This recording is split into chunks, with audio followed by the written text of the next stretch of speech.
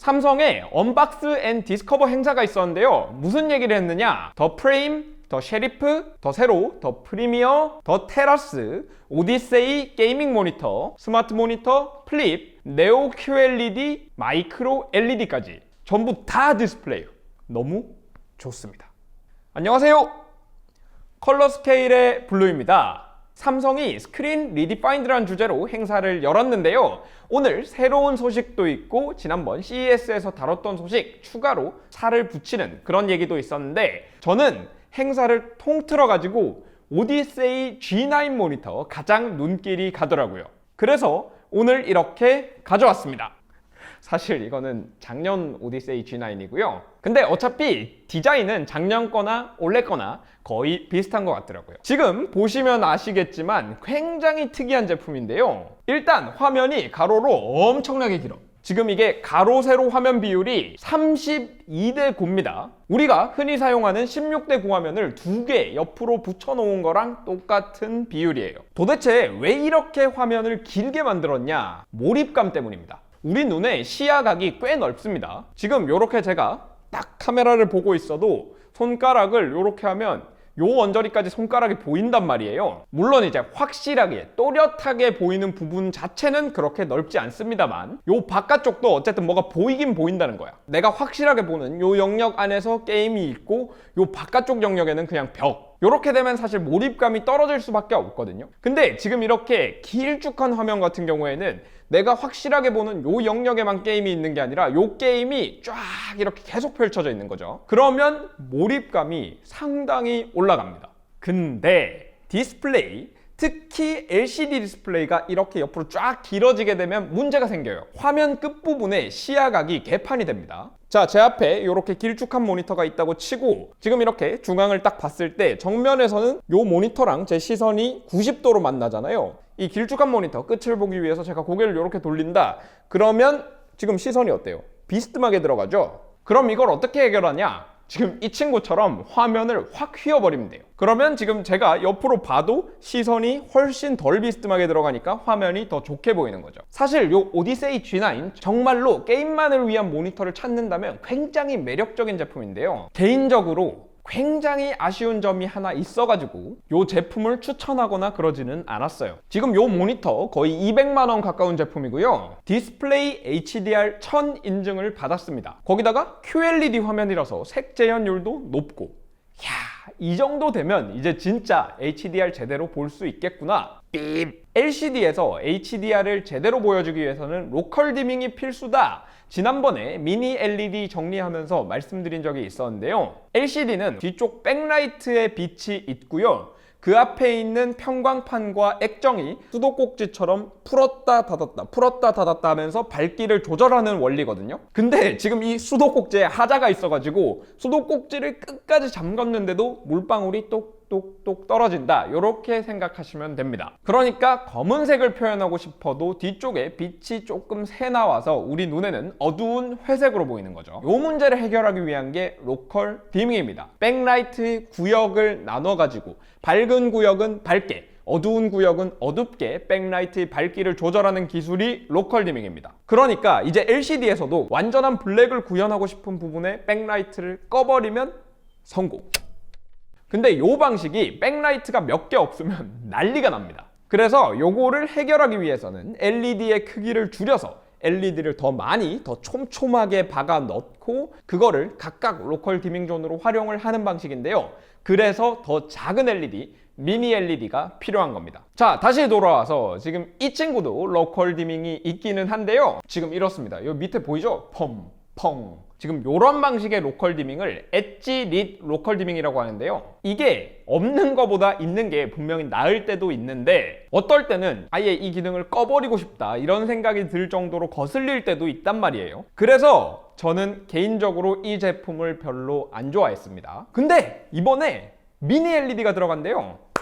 당연히 로컬 디밍 확 좋아질 거고, 물론 백라이트 컨트롤이 얼마나 정교해졌나 이런 것까지를 봐야 알겠지만 큰 문제가 없다면 굉장히 매력적인 HDR 게이밍 디스플레이가 될 것 같습니다. 그래서 지금 두근두근 굉장히 기대가 되고요. 근데 이런 분들도 계실 수 있어요. 나는 이거 너무 심하게 휘어진 것 같다. 그리고 비율도 너무 길어. 좀 싼 건 없냐? 그런 분도 계실 거고. 그런 분들을 위해서 오디세이 G7, G5, G3 모델도 준비가 되어 있습니다. 근데 삼성이 이번 행사에서도 얘네들에 대한 정보는 자세히 안 알려주더라고요. 상대적으로 멀쩡함을 맡고 있는 오디세이 G7 같은 경우에는 작년보다 가격이 좀 오르는 한이 있더라도 직하형 로컬 디밍으로 해가지고 쫙 좀 잘 뽑아줬으면 좋겠습니다. 미니 LED 얘기 나온 김에 네오 QLED 얘기도 하고 갈게요. 삼성의 새 플래그십 TV 라인업인데 기존의 QLED에서 뒤쪽 백라이트를 미니 LED로 바꿨습니다. 아까 미니 LED가 왜 좋은지 설명드렸죠. 이번 행사에서 좀 더 자세한 라인업을 공개를 했는데요. 자, 8K의 QN900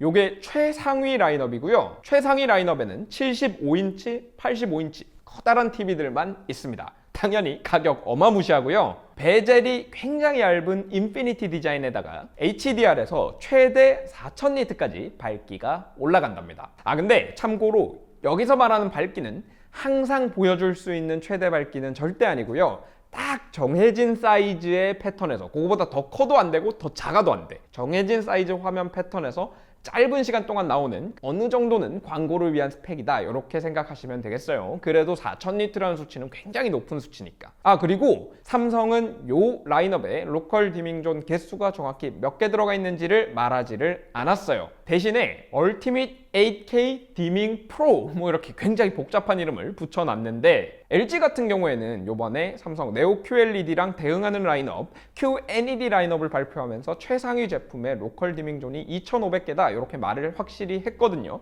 삼성이 개수 얘기 안 하는 게 쫄려서 그런 건가? 자, QN900 밑으로는 QN800도 있습니다. 여전히 8K고요. 이제는 65인치부터 75, 85인치가 있습니다. 베젤이 좀 생겼고요. HDR 최대 화면 밝기가 2000니트까지 내려왔습니다. 자, 이제는 4K로 내려왔습니다. 4K에는 QN90 라인업이 제일 상위 라인업인데 네오 QLED 전체에서 딱 요 라인업에만 50인치 TV가 있습니다. 요 라인업은 50인치부터 55, 65, 75, 85까지 가장 다양한 화면 크기를 갖고 있고요. 요 50인치 TV 같은 경우에는 얼마 전에 제가 소개해드렸고 이제 곧 구독자님의 품으로 떠나가실 LG 48CX, OLED 48CX에 대응하기 위한 그런 모델이 아닌가 싶어요. 안 그래도 요번에 게임 같은 거에 신경을 좀 썼더라고요. 어쨌든 QN90 4K 모델로 내려오면서 스펙에서 디밍 쪽 기술 이름이 바뀌었어요. 이제 얼티밋 UHD 디밍입니다. 8K가 UHD로 바뀌고 프로가 날라갔어.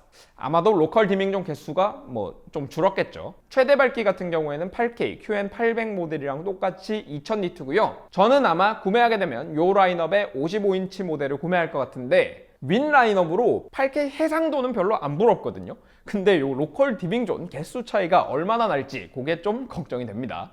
그리고 HDMI 2.1 8K 모델들은 4개가 전부 다 HDMI 2.1이고 4K 모델들은 하나만 HDMI 2.1이라는 얘기가 있더라고요. 요번에 게임 신경을 써줬으면 그래도 2개까지는 좀 박아줄 만하지 않나?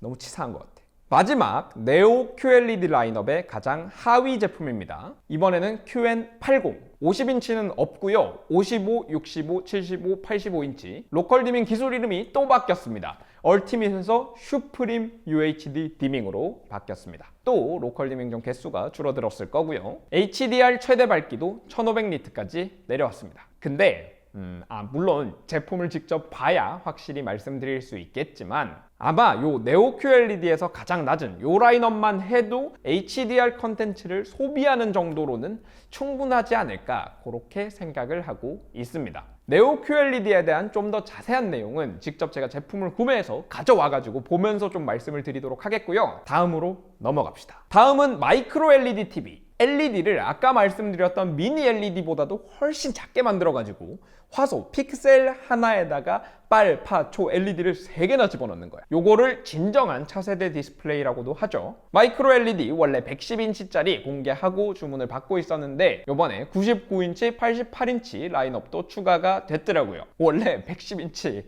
1억 7천만 원에 주문을 받고 있었는데 참고로 저 이거 안 살 거야. 이거 자꾸 사라 그러지 마세요.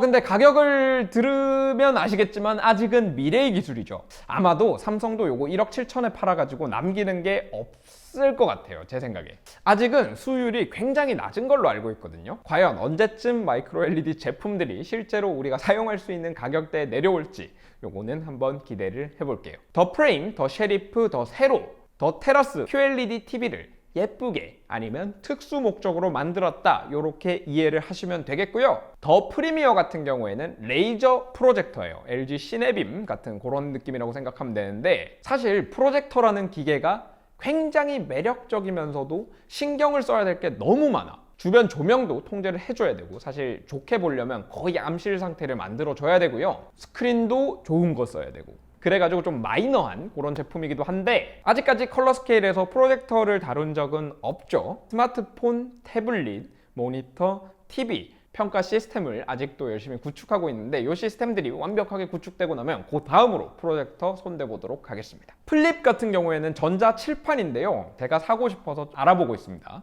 지금 요 뒤에다가 이렇게 딱 세워놓고 쓱쓱쓱 이렇게 쓰면서 영상도 촬영하고, 그리고 여러분들이랑 지난번에 라이브 한번 해봤더니 뒤에 칠판 같은 거 있으면 라이브 하면서 설명하기 참 편하겠다, 이런 생각을 했거든요. 어느 날 만약에 제가 이 제품 사가지고 영상 찍고 있으면 많이 보러 와주세요. 마지막은 스마트 모니터입니다.